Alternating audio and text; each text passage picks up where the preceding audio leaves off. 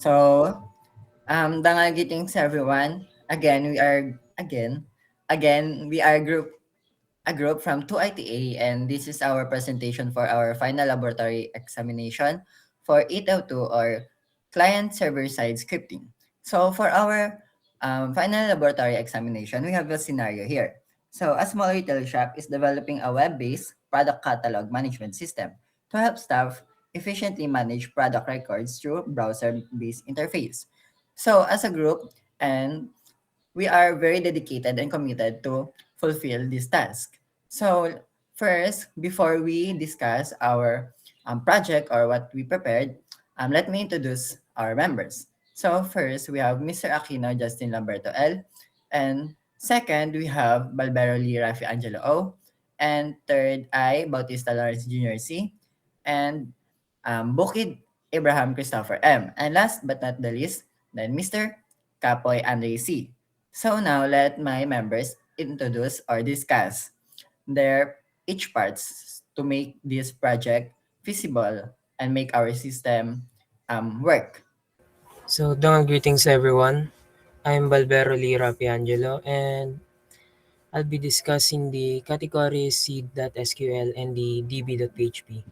So first, let's discuss first the category seed.sql. So it starts by creating the database, the product catalog, using create database if not exists, so which means it won't throw an error if the database already exists. Then it selects that database to use it.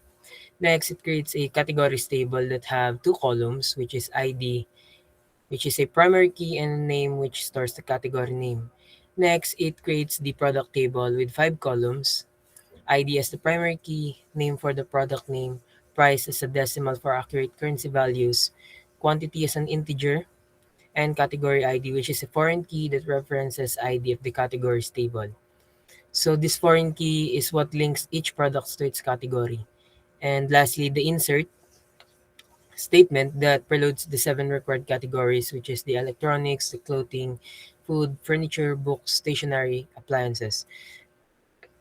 It uses a subquery with the union all to build all seven rows at once, and where not exists condition, make sure that the categories are only inserted if the table is currently empty, so that running the file twice won't create duplicates.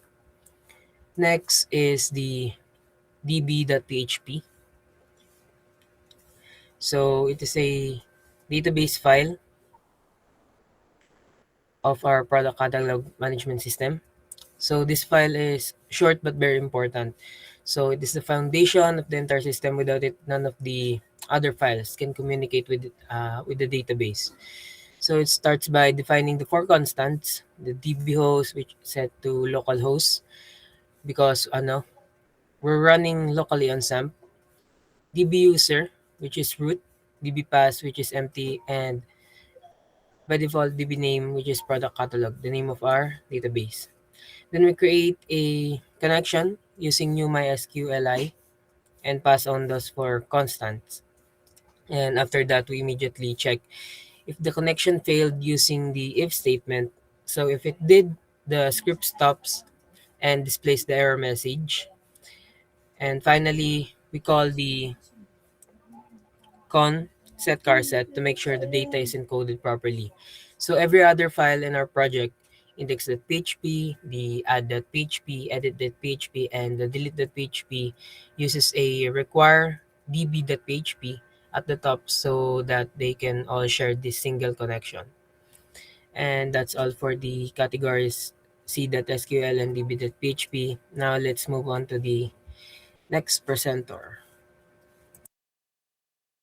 So, dangal greetings po, Sir Janus. I'm Andre C. Capoy, and I will be the one to discuss the add.php. So, in this way, add.php is the file where users can add a new product to the catalog. So, when it loads, it immediately connects to the database through db.php to get access to the connection variable. And then, at the same time, it pulls all the existing categories from the categories table so the dropdown is ready to go with actual data. So, once that the user fills in the form and click submit, The page grabs the four values they entered, which are the product name, price, quantity, and category. Before saving anything, it checks each one. So the name cannot be empty, the price has to be a real number and not negative, the quantity has to be a whole number, and the category has to be chosen. So if something is wrong, the page just reloads with the error messages showing and keeps whatever the user already typed so they do not have to fill everything in again from scratch. So when all inputs are valid, it runs a prepared statement to insert the new product into the products table. So the approach is used instead of a plain query because it keeps the data separate from the SQL command itself. So this prevents SQL injection.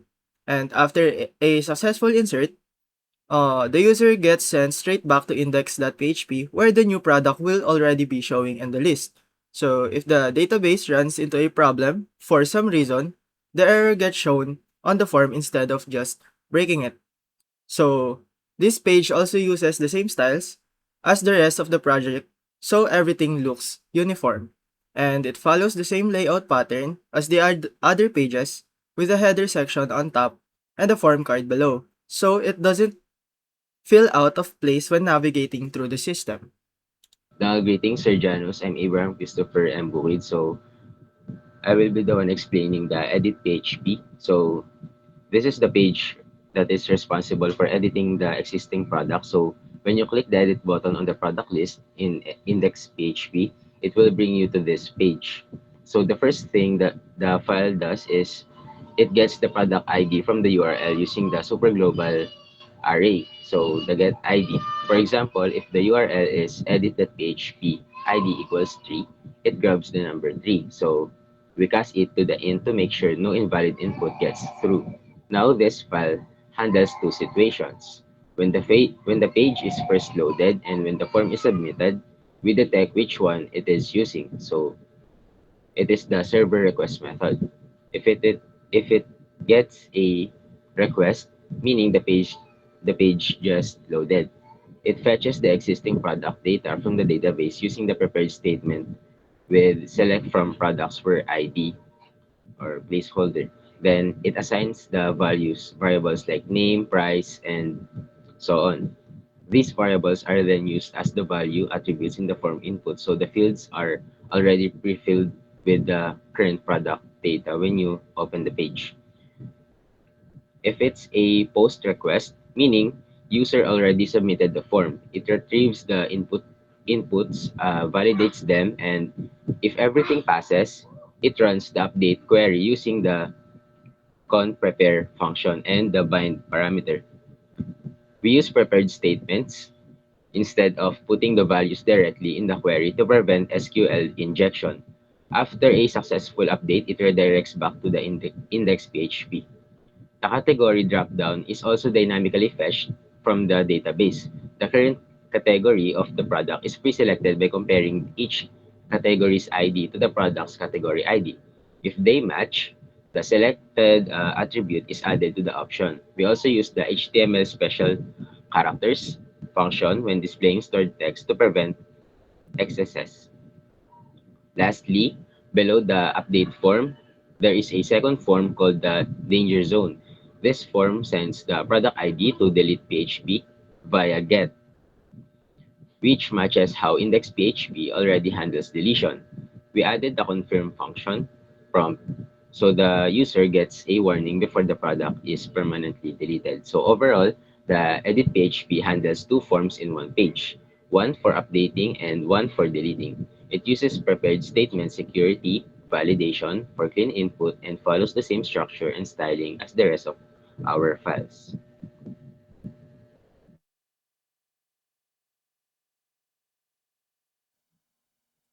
Greetings, Sir Janus. I'm Justin Aquino. So let's talk about the overview of delete.php file.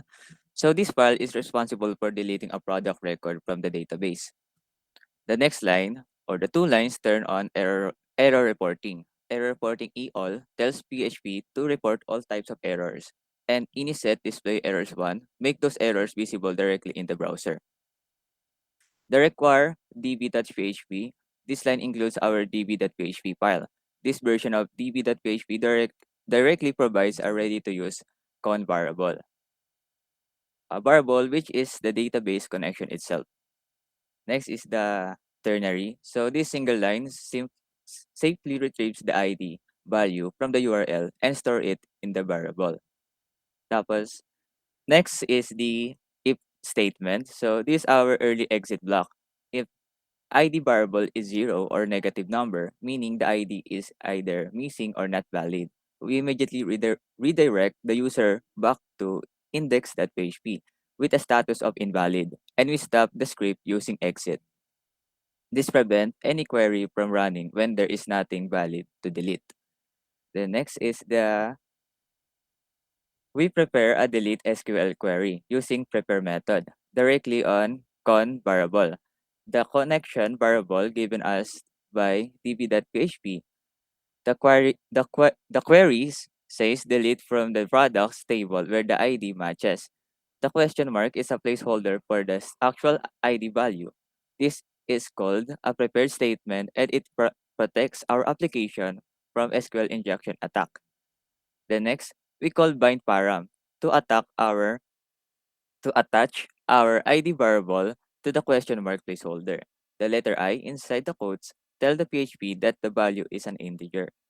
The next, the statement or the next line, this line execute the prepared delete query against the database. At this point, the actual deletion is performed.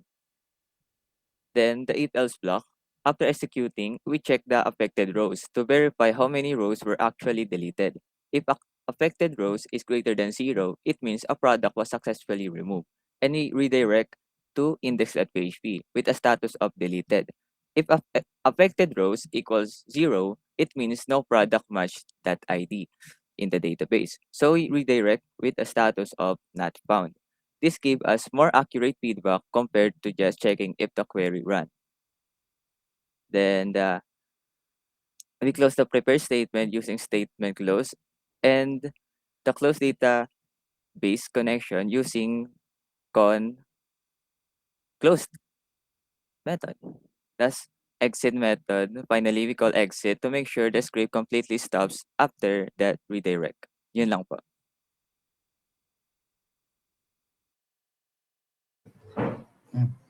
So, all right, everyone, greetings again. I'm Bautista Lawrence. Then, all right, this is our index.php. This serves as the main page and the centerpiece of our product catalog management system. Starting at the top, here we have our PHP block. Here we enable errors so we can easily spot bugs during development. That's why we have error reporting all. So then we require db.php, which establishes our MySQL object-oriented database connection and give us the con variable that we use to communicate with our MySQL database. Right after the connection, we execute a select query on the products table. But notice here, we did not just uses a plain select star. We're performing a join with the categories table. This is important because our products table only stores the category ID as a foreign key, not the actual category name. So by joining the two tables, we can retrieve and display the human readable category name instead of just a number. The result of this query is stored in result product variable, as you can see here. So moving down to our HTML section, since this is our main page, um, this is where we build the visual structure of the page. At the top, we have a page header that displays the system title, along with a navigation button that says Add Product, which links to the add.php, where user can create a new product entry. Below the header, we have a flash message section. This reads the status parameter from the URL. For example, if a product was just added, the URL will contain status equals added. And this section will display a green success message. Similarly, if a product was deleted, it shows a product deleted successfully message. This gives user clear feedback after every action. Then next, we have a conditional checking. If the products table is empty, the page display an empty state message telling the user that there are no product yet, and prompting them to add one. This prevents the page from showing a blank table which could confuse users. Then, if there are products in the database, we render a styled table with 6 columns: ID, name, price, category, and actions. Each row is dynamically generated using a while loop with fetch assoc method, which iterates through every product returned by our query. So the price is formatted using PHP number format method or function. So it displays cleanly with 2 decimal places and a peso sign. The category name is wrapped in a badge element for a cleaner and more readable look.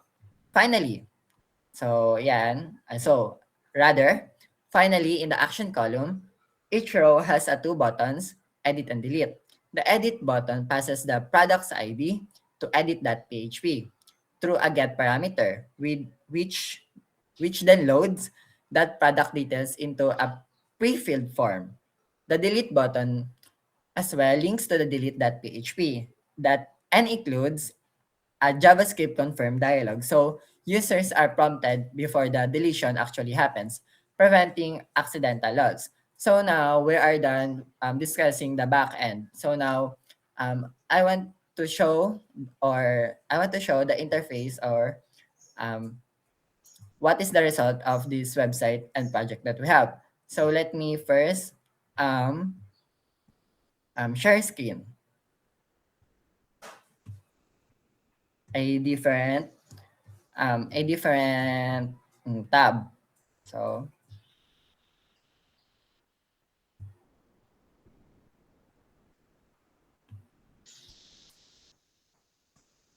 So to my group mates, is my presentation visible? Kindly heart react. So I guess it is visible. So as of now, we have a split screen here showing the database php.myadmin to show that our website is working. So as you can see here, for our product catalog management, we have no any products yet. So as the interface and what I said earlier, it instructs us to add product to get started so that our users will not be confused. So since we don't have any products yet, let me add a product. So let me click the add product button. Then as you can see here first in the URL, it changes from index.php to add.php. So for our forms here, we have product details. So let us use our test cases. So for our product name, we have laptop. And for our price, we have 35,000. And for quantity, we have 5. And for our select category, we have here the electronics. Electronics rather. Then we click the add product. Then as you can see here, it directs to the index.php where the table shows. So as you can see, after I click the add product button, it dynamically changes the table. So again, I will add a product for our test case. So for our next product, we have t-shirt. Then for our price, we have 299 in peso. Then for our quantity, we have 20. Then for select category, of course, clothing since it is a t-shirt. So let me click the add product again. So again, it dynamically changes the table as well as the ID. So again, for our test case, let me add the rice, 5 kilogram. Then price, 50. Then, I mean 329. No, 320 rather. 320. Then for our quantity, which is 50. And for select category, of course, food. So let me click the add product again button. So as you can see again and again, it dynamically changes the table. So last three. So let me add the office chair with 1,500 price and 10 quantity and select category, which is furniture. Then again, I will click the add button and it dynamically changes the table in our index.php. And again, notebook with the price of 25 pesos, then quantity of 100, and select category is stationery. So I will click the add product again and it directs me back to the index.php. So again, I will add a product. And lastly, we have canned good. For our price, we have 25 pesos. 25 pesos. Then quantity, we have 10. Then for select category, we have food. And again, I will click the add product for our last test case. So as you can see here, all 6 test case product, it dynamically changes the table. So to further demonstrate and our interface and our website, um, so but let me discuss with our database. So as you can see here, as I add with a product and I just refresh the php.myadmin, it dynamically changes also the database. As you can see here, it's empty earlier. But after I refresh the website, it dynamically changes the table in our php.myadmin. Then to further demonstrate our product, we have our edit button. Then for our edit button, I will dynamically changes the price of the laptop. I will change it to 50,000. Then again, I will click the update product. Then after clicking the update product, it dynamically changes the table. And again, it redirects me to the index.php. So after that, the user or the staff can manage the website. It can edit and delete. So now, let me delete a product. So I will delete the office chair since I think it's not important. No, I'm joking. So again, product, after clicking the delete button, it dynamically changes the table and it gives me the message, product deleted successfully or product deleted successfully. So that will be all for our presentation. I hope you, Sir Janus, and other people who will see this um, video will learn something from us. So thank you very much.